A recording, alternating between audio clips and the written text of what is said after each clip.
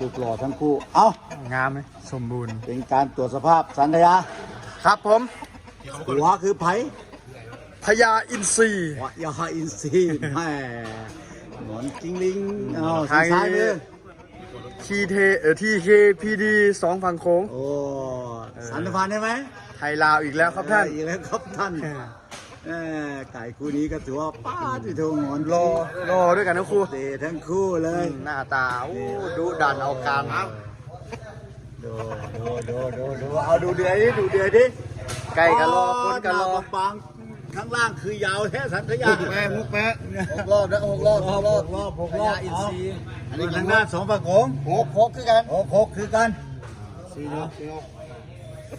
3 ยกรู้เรื่องใช่ไหม สามยก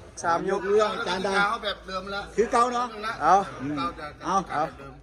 ฮู้กันดีนะมาหลายเที่ยวแล้ว ใช่อย่างเซน้ำได้ยากเลย ว่ามีถุงยากกัน ผ่านเนาะผ่านเอาเกียมเข้าจักโมง1 โมงค ไข่ รึ่ง แดง